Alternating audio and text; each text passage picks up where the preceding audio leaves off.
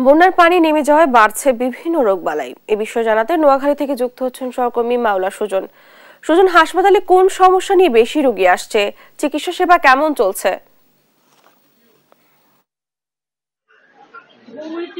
ডানা বন্যা পরবর্তী যদি পরিস্থিতির কথা বলতে হয়, যে বন্যা পরবর্তীতে পানি নেমে যাওয়ায় পানিবাহিত অনেক রোগ দেখা দিয়েছে নোয়াখালীতে।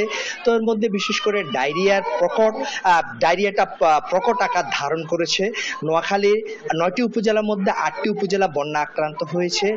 তোর মধ্যে 8টি উপজেলায় ডায়রিয়া যে প্রকট রূপ দেখা দিয়েছে, এটি আসলে সামলাতে হিমশিম কাটছে জেলা স্বাস্থ্য বিভাগ, জেলা সিভিল সার্জন অফিস, বিভিন্ন উপজেলা স্বাস্থ্য কমপ্লেক্স, একের সাথে 250 শয্যা বিশিষ্ট নোয়াখালী জেনারেল হসপিটাল। তো আপনি নিশ্চয়ই দেখতে পাচ্ছেন যে আমার পিছনে যে ডায়রিয়া ওয়ার্ডের একটি চিত্র আপনি দেখতে পাচ্ছেন। এখানে দেখতে পাচ্ছেন যে প্রচুর ডায়রিয়া রোগী, তারা ডায়রিয়া আক্রান্ত হয়ে এখানে ভর্তি রয়েছেন। শিশু, বৃদ্ধ, বয়স্ক, নারী, পুরুষ সবাই একাকার হয়ে গেছে এই ডায়রিয়া ওয়ার্ডে। জেলা হাসপাতাল সূত্রে যেটি জানতে পেরেছি, আসলে নোয়াখালী জেনারেল হাসপাতালে ডায়রিয়া ওয়ার্ডের জন্য মাত্র 20টি শয্যা বরাদ্দ থাকলেও কিন্তু এখানে 20টি শয্যার বিপরীতে বর্তমানে প্রায় আজকের হিসাবে ভর্তি রয়েছে প্রায় 3 শতাধিকের উপরে ডায়রিয়া রোগী। এর মধ্যে নারী রয়েছে, পুরুষ রয়েছে, বৃদ্ধ রয়েছে। তো এইসব মিলিয়ে আসলে এই 20 শয্যার বিপরীতে 300 রোগীর চিকিৎসা দিতে গিয়ে হিমশিম খাচ্ছেন সেবক সেবিকা, ডাক্তাররা। একই সাথে যে জেলা হাসপাতাল সূত্রে যেটি জানতে পেরেছি, গত 10 দিনে নোয়াখালী জেলা হাসপাতালে প্রায় 700রও অধিক রোগী ডায়রিয়া আক্রান্ত হয়ে ভর্তি হয়েছিলেন, চিকিৎসা নিয়েছেন। কেউ বাড়ি ফিরে গিয়েছেন, কেউ আবার বেশি আক্রান্ত হয়ে এখনো হাসপাতালে অবস্থান করছেন। তো আমি এই বিষয়ে কথা বলার চেষ্টা করব, কিছু ডায়রিয়া রোগীর সাথে কথা বলার চেষ্টা করব।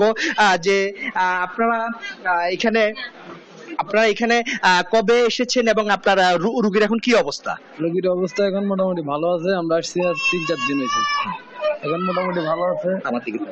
এখন মোটামুটি ভালো আছে, একটু ভালো আছে। জি। আচ্ছা, কোনো ওষুধ সংকট বা ডাক্তারের চিকিৎসা কোনো গাফিলতি পেয়েছেন কিনা? না, ওষুধ সবকিছু আছে এখন। সরকারিভাবে যেসব ওষুধ বরাদ্দ হয়েছে সেগুলো দিয়েছে কিনা? হ্যাঁ, দিয়েছে, সব কিছু দিতেছে। তিনি যেমনটি বলছিলেন যে আসলে তিনি গত 4-5 দিন থেকে এখানে অবস্থান করছেন তার সন্তানকে নিয়ে। তো এখন মোটামুটি তার সন্তান অবস্থা ভালোর দিকে রয়েছে। একই সাথে তিনি জানিয়েছেন যে হাসপাতাল থেকে যে চিকিৎসা সেবা দেওয়া সেটা তিনি পেয়েছেন, যে সরকারিভাবে যে ওষুধ রয়েছে সেটাও তিনি পেয়েছেন বলে জানিয়েছেন। তো এই বিষয়ে আমি আরেকবার কথা বলার চেষ্টা করবো। আরেকজন যে অভিভাবক রয়েছে, এখানে কে ভর্তি রয়েছে আপনার? আমার ছেলে ভর্তি রয়েছে। আচ্ছা, আপনার কদিন হয়েছে এখানে ভর্তি? 4 দিন। কি অবস্থা দেখছেন এখানে যে আপনার? এখন মোটামুটি একটু ভালো আছে, কিন্তু আমরা সব ওষুধ বাইরে থেকে নিয়ে আসছি, এখানে শুধু স্যালাইন দিচ্ছে। আচ্ছা, আর ডাক্তারদের বা সেবক সেবিকাদের কোনো গাফিলতি আছে কিনা? আছে, অবশ্যই আছে। ওদেরকে সময় তো পাওয়া যায় না। এখানে নার্সের পরিমাণ অনেক কম, নার্স অনেক বেশি দরকার। এখানে 2-3জন নার্স আসছে, লোক তো আপনি দেখতেছেন প্রচুর লোক এখানে। ধন্যবাদ। তিনি যেমনটি আরেকজন অভিভাবক তিনি জানিয়েছেন যে তার সন্তানকে নিয়ে তিনি হাসপাতালে ভর্তি রয়েছেন আজ বেশ কয়েকদিন। তো তিনি একটি জিনিস অভিযোগ করে বলেছেন যে পর্যাপ্ত পরিমাণ জনবল না থাকায়, সেবক সেবিকা না থাকায়, যে চিকিৎসক না থাকায় আসলে একটা হযবল অবস্থা বিরাজ করছে এই ডায়রিয়া ওয়ার্ডে।